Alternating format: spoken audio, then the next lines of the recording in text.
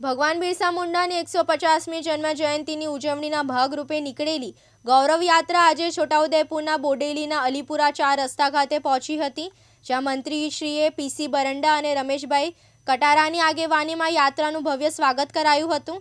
યાત્રા ઉપસ્થિત મહાનુભાવોએ બોડેલી રામચોક ખાતે પ્રસ્થાપિત ભગવાન બિરસા મુંડાની પ્રતિમાને ફૂલહાર અર્પણ કરી શ્રદ્ધાંજલિ આપવામાં આવી હતી।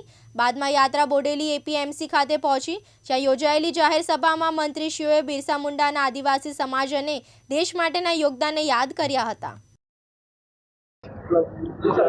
તારીખ 7 ના રોજ माँ अंबाजीना धामथी भगवान बिरसा मुंडानी यात्रा माननीय मुख्यमंत्रीश्रीए प्रस्थान कराव्યું અને આજે છઠ્ઠા દિવસે અહીંયા છોટાઉદેપુર ખાતે બોડેલી ખાતે અહીંયા અમે રથયાત્રા લઈને આવ્યા છે। ત્યારે આખા રૂટ દરમિયાન તમામ સ્થળોએ યાત્રાનું પૂરજોશમાં સ્વાગત કરવામાં આવ્યું છે અને અહીંયા બોડેલી ખાતે પણ આ નગરજનોએ, વહીવટીતંત્રએ અને તમામ અહીંયા જનતાએ આ રથયાત્રાનું સ્વાગત કર્યું છે અને આ સાથે મારી પાર્ટીના સાંસદ સભ્યશ્રીઓ, ધારાસભ્યશ્રીઓ, વહીવટીતંત્ર, પંચાયત પ્રમુખશ્રીઓ, તમામ પદાધિકારીશ્રીઓ હાજર રહ્યા છે।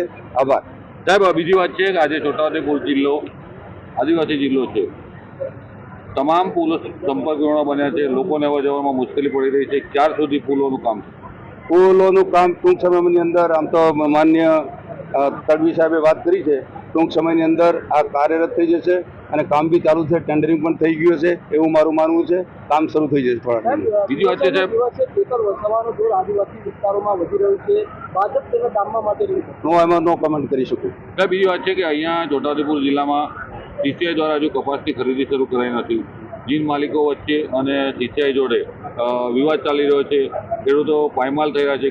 કમોસમી વરસાદથી નાણાંની જરૂરિયાત ઊભી થઈ અને કપાસ વેચે છે ત્યારે સસ્તા ભાવે કપાસ વેચવા મજબૂર બન્યા છે, તો સીસીઆઈને ખરીદી ક્યારે શરૂ કરી છે?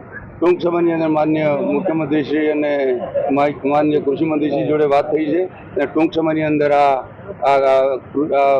જે ખરીદી છે ચાલુ કરી દેવામાં આવશે। Thank you. વીરેન્દ્રસિંહ દેસાઈ, દિવ્યાંગ ન્યૂઝ, બોડેલી, છોટાઉદેપુર।